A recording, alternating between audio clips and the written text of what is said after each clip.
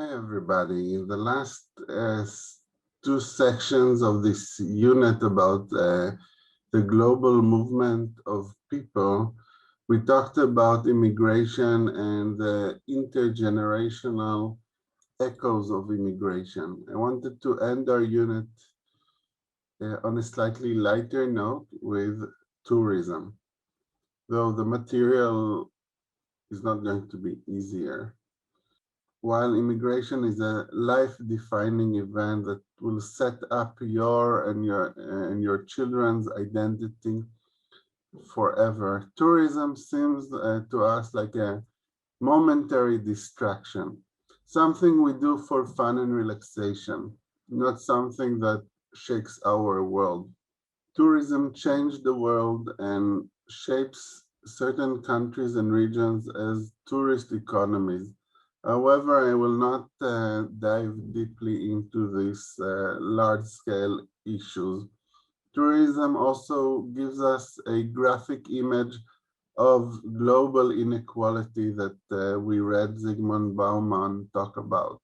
Oftentimes, a tourist will be served by and help support people who themselves will never travel.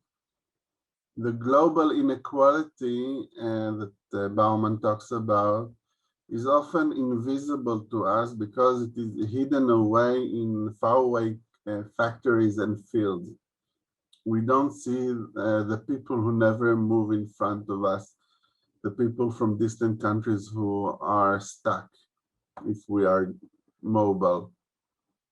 However, when one travels in places like India or Kenya, the inequality between countries becomes much more visible.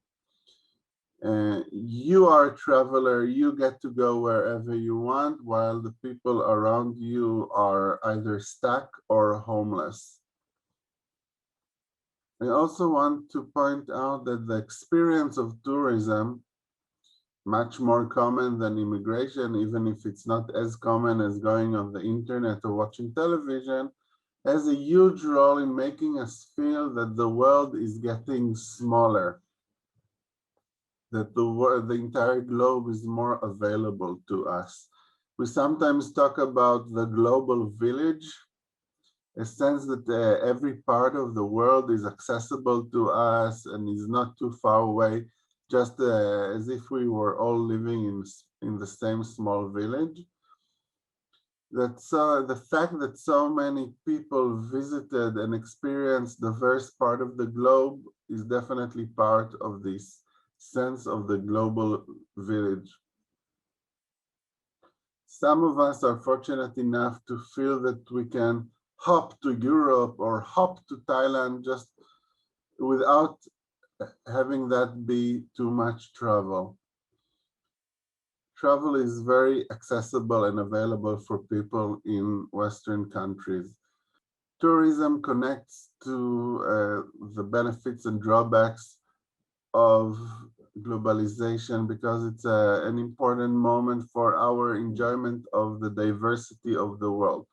Part of the sense that our experience of the world is much more diverse and interesting is that we can travel to other places.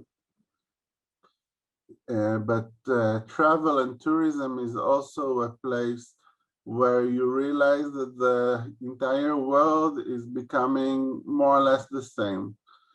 Most airports look the same as any other airport.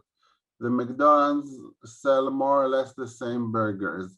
In the poem we're going to read, the speaker reaches Brazil and discovers that they have a flag, just like the US has a flag. We talked about it in the first unit, how each nation thinks it's unique, but it's a nation just like any other nation. So that's another thing that you notice when you travel a lot. Literature and poetry, I think, are best at examining personal experiences, not global phenomena. So I will not talk generally any further about tourism, though you could critique it, criticize it, you can dissect it from all kinds of directions.